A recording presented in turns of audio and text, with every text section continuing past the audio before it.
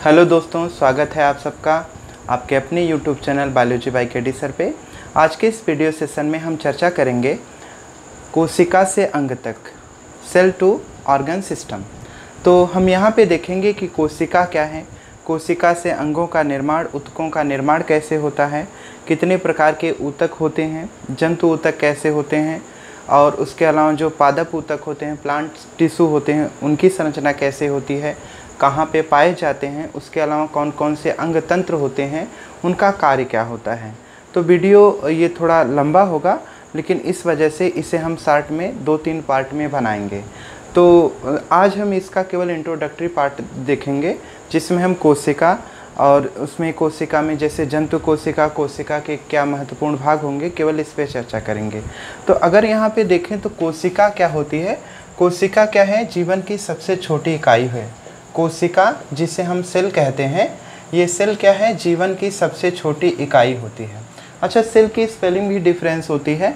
अगर आप यही केमिस्ट्री में और फिजिक्स में देखेंगे तो SHELL हो जाएगा सेल की स्पेलिंग, जबकि जीव विज्ञान में इसे CELL लिखते हैं, जो कि सेल का मतलब सेलुला, एक कंपार्टमेंट है जिसके अंदर सेल के सारे कंपोनेंट पाए जाते हैं।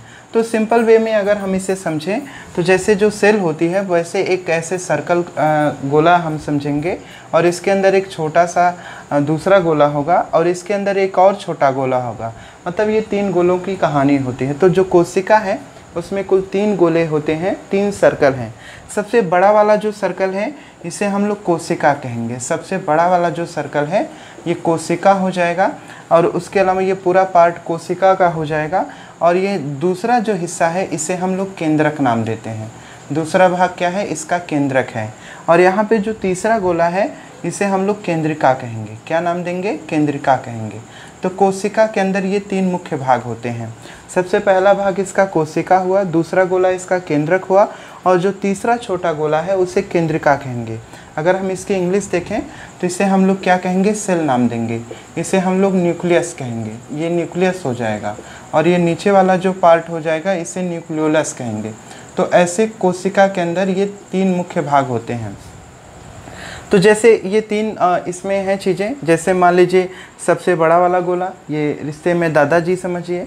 उसके बाद इनके बेटे हैं, मतलब जिसे केंद्रक आप कहेंगे, और बेटे की एक पत्नी है जो बहू उसकी है, उसे हम केंद्रिका कहेंगे। तो आप ध्यान दीजिए, पूरी कोशिका, पूरे परिवार के अंदर तो वैसे तो दादाजी का कंट्रोल होता है, लेकिन दादाजी भी एक कंडीशन ऐसी आएगी कि पापा जी पे डिपेंड हो जाएंगे। और पापा जी जो होंगे वो किस पे डिपेंड होंगे? मम्मी जी पे डिपेंड होंगे। कहने का मतलब जो उनकी पत्नी होंगी उन पे डिपेंड होंगे। तो 3 गोले इसमें मुख्य रूप से होते हैं। तो कोशिका में भी इसी तरह से आप कंपेयर करके समझेंगे। अब कोशिका के अंदर ये जो केंद्रक है इसके चारों तरफ कुछ लिक्विड मैटर होता है, जिसके अंदर ये तरल पदार्थ होगा। और इस तरल पदार्थ के अंदर जैसे माइटोकॉन्ड्रिया हो गया, राइबोसोम हो गया, लाइसोसोम हो गया, जो भी कोशिकांग होते हैं, तो जितने भी कोशिकांग होते हैं वो सब किसके अंदर होते हैं? कोशिका द्रव्य के अंदर होते हैं। तो ये वाला जो हिस्सा केंद्रक के चारों तरफ, और ये वाला जो पार्ट होगा इसे हम लोग नाम देंगे कोशिका झिल्ली। इसे क्या कहेंगे? कोशिका झिल्ली कहेंगे।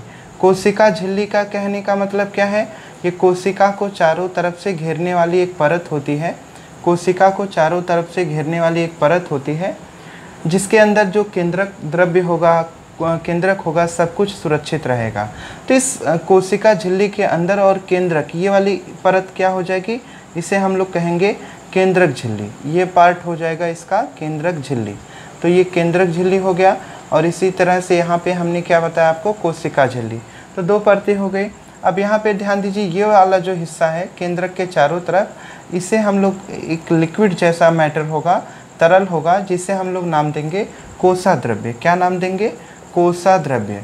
कोसा द्रव्य का मतलब कोशिका के अंदर का तरल पदार्थ, कोशिका में पाया जाने वाला तरल पदार्थ, जिसमें मुख्य रूप से होगा जल, कार्बन, नाइट्रोजन, फास्फोरस, ऑक्सीजन, ये सारे कंपोनेंट इसके अंदर पाए जाते हैं, जो कोशिका को जीवित रखने में, उसके जीवद्रव्य के संगठन में महत्वपूर्ण भूमिका निभाते हैं।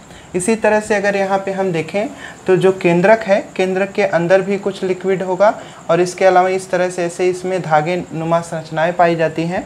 इस वाले पार्ट को, इसके अंदर का जो तरल पदार्थ है, इसे हम लोग नाम देते हैं केंद्रक द्रव्य। तो केंद्रक के अंदर का तरल पदार्थ है, तो नाम इसका क्या हो गया, केंद्रक द्रव्य हो गया। केंद्रक के अंदर तरल पदार्थ है तो नाम इसका केंद्रक द्रव्य हो गया। इसके अलावा इसमें ये जो धागे जैसी संरचना दिख रही है, ये इसे हम लोग नाम देते हैं क्रोमेटिन धागे। क्या नाम दे देंगे, क्रोमेटिन धागे। तो जो इसके अंदर धागे नुमा संरचना है उसे हम नाम देंगे क्रोमेटिन धागे। तो ये जो क्रोमेटिन धागे होते हैं यही क्या करते हैं, जो कोशिका के अंदर जो भी लक्षण होता है, माता पिता के जो भी गुण होते हैं, लक्षण या कैरेक्टर होंगे, वो एक पीढ़ी से दूसरी पीढ़ी में इसी की वजह से ट्रांसफ़र होते हैं। तो कोशिका में कुल इतने मुख्य भाग होते हैं। अगर चाहें तो आप इसका स्क्रीनशॉट ले लीजिए, क्योंकि ये काफ़ी महत्वपूर्ण है। जब तक आप कोशिका के इतने भागों को अच्छे से स्पष्ट रूप से समझ नहीं पाएंगे, तब तक आपको बायोलॉजी को समझने में दिक्कत होगी। तो आप इसका स्क्रीनशॉट ले चुके होंगे। आइए हम आगे देखेंगे वास्तव में ये जो कोशिकाएं होती हैं वो किस तरह की होती हैं। तो जो कोशिका होगी, कोशिका की खोज हमें पता है रॉबर्ट हुक नामक वैज्ञानिक ने 1665 ईस्वी में की थी। सबसे पहले रॉबर्ट हुक साहब ने मधुमक्खी के छत्ते जैसी कुछ संरचनाएं देखी थी और जैसे डेड सेल देखी थी। फिलहाल ये कहानी लंबी है, इस पे हम नहीं जाके डायरेक्ट हम पॉइंट पे डिस्कस करेंगे कि 1665 में एक वैज्ञानिक थे जिनका नाम था रॉबर्ट हुक। तो रॉबर्ट हुक नामक वैज्ञानिक ने सबसे पहले कोशिका को 1665 में देखा था, जो कि एक मृत कोशिका थी, एक मरी हुई सेल थी, डेड सेल थी। ठीक है, मरी कोशिका थी। कहने का मतलब एक पादप कोशिका है, जैसे कोई ढक्कन था, जैसे हम गांव में अक्सर यूज करते हैं बॉटल वगैरह जो होती है, उसका जो ढक्कन पहले प्लास्टिक का खो जाता था। कांच की बोतलें पहले के समय में ज़्यादा यूज की जाती थी। तो ऐसी कंडीशन में जब कांच की बोतल की ढक्कन खो जाती थी तो पहले के लोग क्या करते थे कि उसमें लकड़ी का मतलब कोई ढक्कन टाइप का बना के उस बोतल को बंद कर देते थे। उसी बोतल को कट किया इन्होंने, मतलब उस लकड़ी के गत्ते को छोटे छोटे टुकड़ों में काटा और इस तरह से इन्हें मतलब मधुमक्खी के छत्ते जैसी इसमें संरचना दिखाई दी। इसी को इन्होंने कोशिका नाम दिया था। तो मैंने कहानी भी जल्दी से एक्सप्लेन कर दी। अब इसके अलावा तो अगर आपसे पूछेगा कोशिका की खोज सबसे पहले किसने की, तो रॉबर्ट हुक साहब ने किया। इसके अलावा 1674 ईस्वी में एक दूसरे वैज्ञानिक थे जिनका नाम है लीवेनहॉक। लीवेनहॉक नामक वैज्ञानिक ने क्या किया है, ये जीवित कोशिका की खोज की है। तो लीवेनहॉक ने भी कोशिका की खोज की और ये कोशिका कैसी थी, इनके द्वारा खोजी गई कोशिका जीवित कोशिका थी। और ये जीवित कोशिका में मुख्य रूप से किसकी कोशिका थी, जीवाणु की, जिसे हम बैक्टीरियल सेल नाम देते हैं। तो इस तरह से जीवाणु की कोशिका की जो खोज थी वो लीवेनहॉक ने की, जीवित कोशिका की, जबकि रॉबर्ट हुक ने क्या किया, ये मरी हुई कोशिका का खोज किया था। तो इस तरह से ये दो बातें भी आप जरूर याद रखिएगा। अब आइए हम डिस्कस करते हैं कि जो कोशिका है, कोशिका में कुछ मुख्य बातें होती हैं। जैसे अगर हम यहाँ पे ध्यान दें तो कोशिका की जो परिभाषा है वो हमें ज़्यादा इम्पॉर्टेंट है, याद रखना चाहिए। तो कोशिका क्या है, जीवन की संरचनात्मक इसकी परिभाषा में काफ़ी चीज़ें छुपी हुई हैं। संरचनात्मक और क्रियात्मक इकाई है। तो कोशिका क्या है, जीवन की सबसे छोटी संरचनात्मक एवं क्रियात्मक इकाई है। संरचनात्मक और क्रियात्मक इकाई ये किसे कहते हैं, हम लोग कोशिका को कहते हैं। तो जो सेल है, सेल को हम structural and functional fundamental unit of life कहते हैं। मतलब ये हमारे जीवन की सबसे छोटी इकाई होती है। किसी भी जीवधारी के शरीर में सबसे छोटी इकाई होती है। अब कोशिका के द्वारा ही किसी जीवधारी का निर्माण होता है। जैसे अगर हम एग्जाम्पल लें तो जैसे कोई एक घर होता है, घर को बनाने के लिए ईंटों की ज़रूरत पड़ती है, तो आप ईंट को कोशिका समझिए, ठीक है। उसके अलावा जैसे ईंट होती है तो कई सारी ईंटें आपस में जोड़ी जाती हैं। तो जो घर होगा, घर में मुख्य रूप से अब डिपेंड करता है वो कितने कार्नर का है। तो उसमें जैसे एक कार्नर मतलब एक दीवार तैयार होती है तो उसे एक ऊतक समझेंगे। और इस तरह से मतलब उसमें कई दीवारें तैयार होती हैं, छत तैयार होता है, तब जाके एक पूरे घर का निर्माण होता है। तो सेम ऐसे ही कोशिका हमारी है। ढेर सारी कोशिकाएं जब आपस में मिलती हैं तो इन कोशिकाओं के मिलने से क्या बनता है, ऊतक बनेगा। इन कोशिकाओं के मिलने से ऊतक बनता है। अच्छा, ये कोशिकाएं जो आपस में मिलती हैं ये कोशिकाएं हमेशा एक जैसी होती हैं। कभी भी दो असमान प्रकार की कोशिकाएं ऊतक का निर्माण नहीं करेंगी। जब भी ऊतक बनेगा हमेशा एक जैसी जो कोशिका होंगी उन्हीं के द्वारा ऊतक का निर्माण किया जाता है। अब जो कोशिका है, कोशिका जीवन की सबसे छोटी इकाई है, जिसके मिलने से मतलब कई कोशिकाओं के आपस में मिलने से ऊतक बनता है। और ऊतक जो होते हैं ये आपस में ढेर सारे ऊतक मिलते हैं तब ये अंग का निर्माण करते हैं। कई सारे ऊतक आपस में मिलते हैं तो अंग का निर्माण होता है। और इसी तरह से ढेर सारे अंग जब आपस में मिल जाते हैं तब जाके अंगतंत्र का निर्माण होता है। किसका निर्माण होगा? अंगतंत्र का निर्माण होगा। तो कई सारे अंग जब आपस में मिलेंगे तो उनके मिलने से अंगतंत्र बनेगा और लास्ट में ये जो अंगतंत्र होगा अब इनके मिलने से शरीर का निर्माण होगा। अब ये जो शरीर होगा ये पौधे का भी शरीर हो सकता है, जंतु का भी शरीर हो सकता है। कहने का मतलब क्या कि जो कोई भी संसार का जीवधारी होगा वो कोशिका से ही बना होगा। जैसे अगर हम बात करें, जो जीवधारी होते हैं वो दो प्रकार के होते हैं। हमने आपको इसके पिछले वीडियो में आपको बताया है जीवधारी दो प्रकार के होते हैं। एक होता है एक कोशिकी। एक कोशिकी का मतलब ऐसा जीवधारी जिसका शरीर एक ही कोशिका से बना हो। एग्जाम्पल के तौर पे जैसे हम अमीबा को ले सकते हैं। यह अमीबा क्या है? एक कोशिकीय जीवधारी है। इसका पूरा जीवन एक ही कोशिका पर निर्भर होता है। मतलब इसमें श्वसन करना, पाचन करना, जनन करना, जीवन की जितनी घटनाएं होती हैं, शादी ब्याह तक करना, ये सारी कंडीशन इसकी एक ही कोशिका पे निर्भर होती हैं। सोचिए आखिर ये एक कोशिका से अपना पूरा जीवन यापन कैसे करता होगा। फिलहाल ज़्यादा नहीं सोचना है। अब इसके अलावा ये जो मतलब कि अमीबा है, इसे अमीबा कहेंगे। इसका कोई डेफिनेट शेप और साइज नहीं होता है। इसके अलावा जैसे पैरामीशियम को आपने देखा होगा कभी बुक के अंदर, तो जो पैरामीशियम होता है वो चप्पल के आकार का, जो स्लीपर चप्पल होगा उसके आकार का होता है। ये भी एक कोशिकीय जंतु होता है। इसी तरह से जैसे अगर हम बात करें पैरामीशियम की, पैरामीशियम के बाद यूग्लिना की, सॉरी इसमें ये हो जाएगा, ये यूग्लिना का मैंने फिगर ड्रा कर दिया, ये यूग्लिना हो गया, ये पैरामीशियम हो गया। तो ये भी क्या है? एक कोशिकीय जीवधारी होते हैं, मतलब जंतु हैं। इनका पूरा शरीर एक ही कोशिका से बना है। इसी तरह से जैसे हमने आपको क्लेमाइडोमोनास बताया था जो कि शैवाल है, ये सब क्या होते हैं? एक कोशिकीय होते हैं। मतलब इनका पूरा शरीर एक ही कोशिका से बना होगा और जीवन की जितनी क्रियाएं होंगी सब एक ही कोशिका में संपन्न हो जाती हैं। इसके अलावा कुछ दूसरे जीवधारी होते हैं जो कि बहुकोशिकीय नेचर के होंगे। मतलब ये मल्टी सेलुलर ऑर्गेनिज्म होते हैं, बहुकोशिकीय होते हैं। अब ये जो बहु मतलब बहुत सा हो गया, मतलब ढेर सारी कोशिकाओं से उनका निर्माण होता है। बहु का मतलब बहुत से हो जाएगा, तो उनमें ढेर सारी कोशिकाएं पाई जाती हैं। तो आप ध्यान दीजिए, जैसे ये कोशिका है, कोशिकाएं जब आपस में मिलेंगी तो ऊतक बनेगा, ऊतकों के मिलने से अंग बना, अंगों के मिलने से अंगतंत्र बना और अंगतंत्र मिलने से शरीर का निर्माण हुआ। तो सिंपल वे में आप समझ सकते हैं कि ये जो शरीर बनेगा किसी एक नए जीवधारी का, इसके अंदर ढेर सारी कोशिका पाई जाएगी। तो जो एक कोशिकीय जीव होगा उसमें तो सिंपल कोशिका स्तर सेलुलर मतलब लेवल पे ऑर्गेनाइजेशन होगा, मतलब कोशिका के द्वारा ही जीवधारी निर्मित हो जाएगा। जबकि जो बहुकोशिकीय जीवधारी होगा उसमें ढेर सारी कोशिकाएं पाई जाएंगी जो डिफरेंट तरह के मतलब कि जो ऑर्गेनाइजेशन होंगे, फॉर्मेशन होंगे, उनको करने के बाद एक तरह से नए जीव का निर्माण करेगी। तो इस तरह से जो बहुकोशिकीय जीवधारी होते हैं वो मतलब कि उनके शरीर के अंदर ढेर सारी कोशिकाएं पाई जाती हैं। अब इसके अलावा जो बहुकोशिकीय जीव होंगे, जैसे हम फाइलम प्रोटोजोआ के जो भी एनिमल होते हैं, जैसे यूग्लिना हो गया, पैरामीशियम हो गया, अमीबा हो गया, ठीक है, इन सब को अगर छोड़ दें। इसके अलावा जैसे मोनेरा हो गया, जैसे हम बैक्टीरिया जिसमें आता है, नीली हरी शैवालें जिसमें आती हैं, ये सब एक कोशिकीय जीवधारी होते हैं। अगर इन सब को छोड़ दिया जाए तो इनके अलावा जितने भी जंतु होते हैं, पौधे होते हैं, सब के सब कैसे होते हैं? बहुकोशिकीय होते हैं। मतलब सबके शरीर का निर्माण इसी तरह से होता है, जिसमें कोशिकाएँ होती हैं, कोशिकाओं के मिलने से ऊतक टिश्यू बनता है, सेल, सेल के मिलने से टिश्यू, टिश्यू के मिलने से ऑर्गन, ऑर्गन के मिलने से ऑर्गन सिस्टम और लास्ट में बॉडी का फॉर्मेशन होता है। तो इस तरह से जीवों के शरीर का निर्माण होता है। अब यहाँ पे हम चर्चा करेंगे जैसे जो कोशिका होती है, कोशिका के अंदर जीव द्रव्य क्या होता है। तो जैसे आप अगर ध्यान देंगे तो सबसे पहले हमें कोशिका का एक सिंपल सा डायग्राम देखना होगा।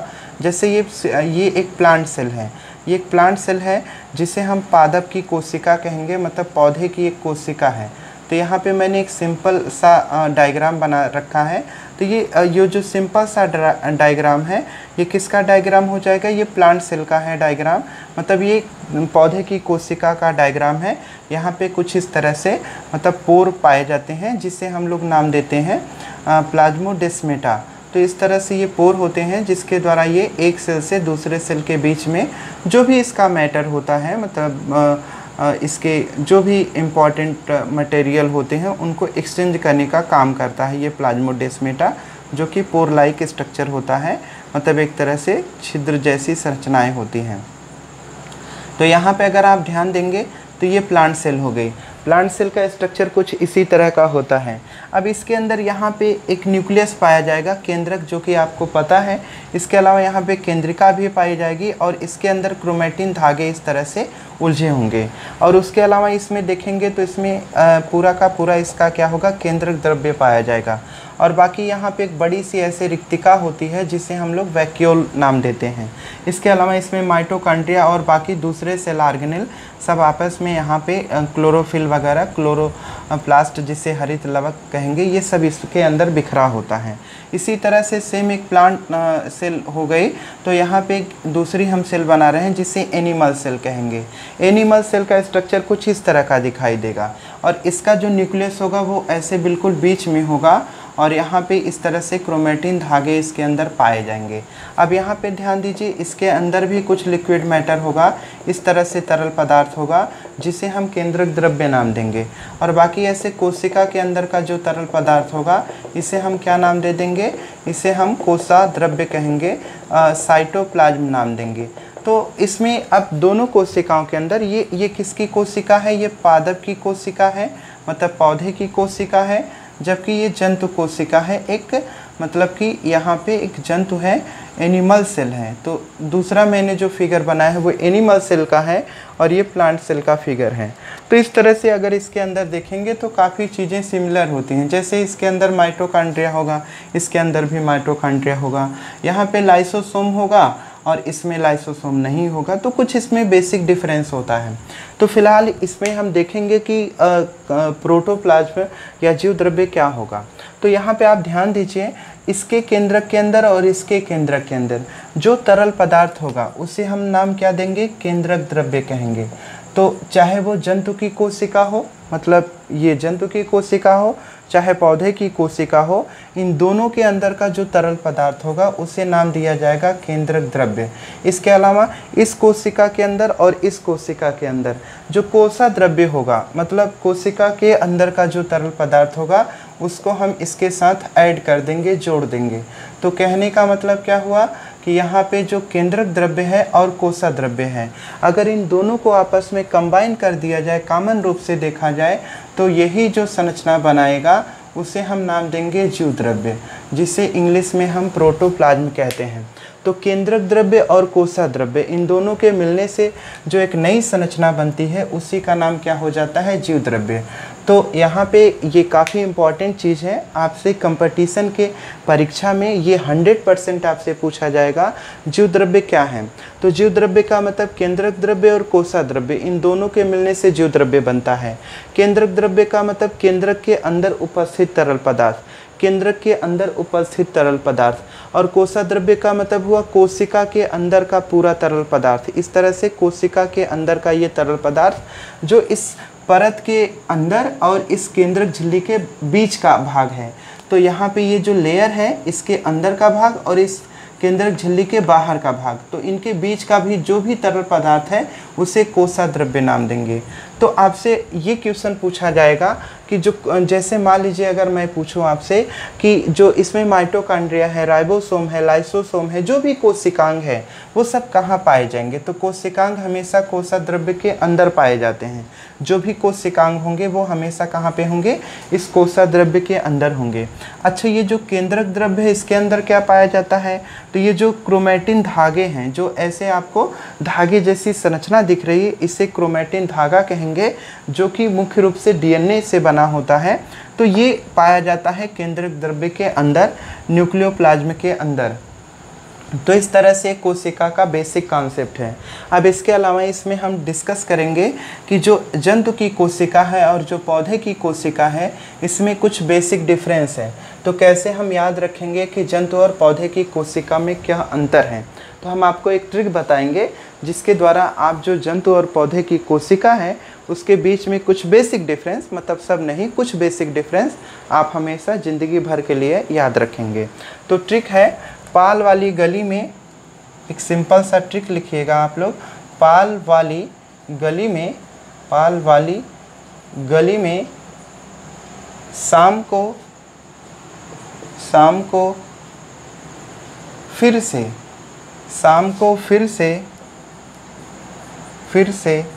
वैक्सीन, शाम को फिर से वैक्सीन। अभी आप जान रहे हैं कोरोना काल चल रहा है तो वैक्सीन पे वैक्सीन लगे जा रही है। शाम को फिर से वैक्सीन लगाने का, शाम को फिर से वैक्सीन लगाने का प्लान है, शाम को फिर से वैक्सीन लगाने का प्लान है। तो पाल वाली कोई गली है जिसके अंदर शाम को फिर से वैक्सीन लगाने का प्लान किया गया है। तब पाल से हो जाता है प्लास्टिड, पाल से क्या हो जाएगा, प्लास्टिड, और प्लास्टिड को हिंदी में हम लवक कहते हैं। वाली से हो जाता है सेलवाल, सेलवाल को हिंदी में हम कोसा भित्ति कहते हैं। क्या नाम देते हैं, कोसा भित्ति कहते हैं। गली से क्या होता है, गली से होता है ग्लाई ऑक्सीसोम, गली से हो जाएगा ग्लाई ऑक्सीसोम। तो ये एक कोशिकांग है, ये क्या है, एक कोशिकांग है। शाम से कुछ नहीं होता है, फिर से होता है स्फीरोसोम, फिर से क्या हो जाएगा, स्फीरोसोम, फिर से हो जाएगा स्फीरोसोम, ये भी एक कोशिकांग है। वैक्सीन से होता है वैक्यूल, वैक्सीन से क्या हो जाएगा, वैक्यूल, वैक्यूल का मतलब होगा रिक्तिका, वैक्सीन से हो जाएगा वैक्यूल, और वैक्यूल का मतलब होता है रिक्तिका। शाम को फिर से वैक्सीन लगाने का प्लान है, प्लान से हो जाएगा प्लांट, प्लान से क्या हो जाएगा, प्लांट। तो इस तरह से आप इसे हमेशा ज़िंदगी भर के लिए याद रखेंगे कि जो प्लांट सेल होती है, पौधे की कोशिका होती है, उसके अंदर प्लास्टिड मतलब लवक पाया जाता है, सेलवाल अर्थात कोसा भित्ति पाई जाती है, ग्लाइऑक्सीसोम इसका मतलब इसके अंदर एक कोशिकांग ग्लाइऑक्सीसोम होगा, स्फीरोसोम होगा, और वैक्यूल रिक्तिका पाई जाएगी। ये सारी संरचनाएं केवल प्लांट में पाई जाती हैं, एनिमल के अंदर कभी भी नहीं पाई जाएंगी। तो प्लास्टिड जो हरित लवक होगा ये केवल पौधे में पाया जाता है, जंतु में नहीं पाया जाता है। कोशिका भित्ति केवल पौधे में, पौधे की कोशिका में होगी, जंतु की कोशिका में नहीं होगी। इसी तरह से ग्लाइऑक्सीसोम, स्फीरोसोम, वैक्यूल ये सब किसके अंदर पाई जाती हैं, केवल पौधे की कोशिका के अंदर पाई जाती हैं, जंतु की कोशिका में नहीं होती हैं। आप यहीं पे एक नोट भी याद रखिएगा। अब नोट में क्या हम याद रखेंगे, जैसे आप ध्यान दीजिए, ये जो प्लास्टिड मैंने लिखा जिसे हम लवक कहते हैं, तो जो लवक होता है, लवक जंतु में भी पाया जाता है, लवक एक जंतु है उसके अंदर भी पाया जाता है। जंतु का नाम क्या है, युगलीना, जंतु है युगलीना, और इस युगलीना के अंदर लवक पाया जाता है। और इसी वजह से इस युगलीना को हम लोग नाम क्या देते हैं, संयोजक कड़ी, इसे हम लोग नाम देते हैं संयोजक कड़ी कहते हैं इसे। अच्छा, इसे संयोजक कड़ी किनके बीच की कहेंगे, तो ये जो युगलीना होगा ये जंतु और पौधे के बीच की संयोजक कड़ी होगा। ये किसके बीच की संयोजक कड़ी होगा, पादप मतलब पौधे के बीच की और जंतु के बीच की ये संयोजक कड़ी का काम करता है। तो इस तरह से आप ये नोट भी याद रखिएगा कि जो लवक है मतलब जिसे प्लास्टिड कहेंगे, ये जंतु में भी पाया जाता है, जंतु में मुख्य रूप से युगलीना के अंदर पाया जाता है, और युगलीना को छोड़ दें अगर तो ये केवल पौधे के अंदर ही उपस्थित होगा। लेकिन ये जो युगलीना है ये लवक उपस्थित होने के कारण, इसी लवक के उपस्थित होने के कारण इस युगलीना को हम लोग संयोजक कड़ी कहते हैं, कनेक्टिंग लिंक कहते हैं। किसके बीच की, पौधे और जंतु के बीच की संयोजक कड़ी कहते हैं। मतलब एक ऐसा ये जंतु है जो सूर्य के प्रकाश में प्रकाश संश्लेषण भी करेगा और दूसरे जीवों को प्रकाश की अनुपस्थिति में खाने का भी काम करेगा। मतलब ये युगलीना स्वपोषी भी होता है, परपोषी भी होता है। इसके अलावा यहाँ पे जो रिक्तिका है, वैक्यूल है, ये रिक्तिका पौधे में में तो बड़ी सी पाई जाती है प्लांट सेल के अंदर, लेकिन अगर हम देखेंगे तो जो एनिमल सेल होती है उसके अंदर भी एक छोटी छोटी रिक्तिकाएँ, मतलब बहुत छोटी छोटी रिक्तिकाएँ पाई जाती हैं। तो जनरल वे में अगर हम देखेंगे तो ये केवल प्लांट सेल के अंदर ही पाई जाती हैं। इसके अलावा इसमें कुछ और बेसिक बातें हैं, उसे आइए हम देखते हैं। जैसे आप ध्यान दीजिए कि जो अंग है, अंग का मतलब क्या हुआ, और उसके अलावा कोशिका और बाकी ऊतक, इन सब से क्या मीनिंग निकलता है। तो ध्यान दीजिए, जो कोशिका है, जैसे कोशिका जीवन की सबसे छोटी संरचनात्मक और क्रियात्मक इकाई है। जंतु चाहे एक कोष की हो, जीवधारी चाहे एक कोष की हो, चाहे बहुकोष की हो, उसके अंदर कोशिका स्तर में ही सारी चीज़ें, मतलब जीव द्रव्य वगैरह होगा जिसके द्वारा जीवधारी जीवित रहेगा। अब ये कई सारी कोशिकाएं, एक जैसी कोशिकाएं मिलकर ऊतक बनाएंगी।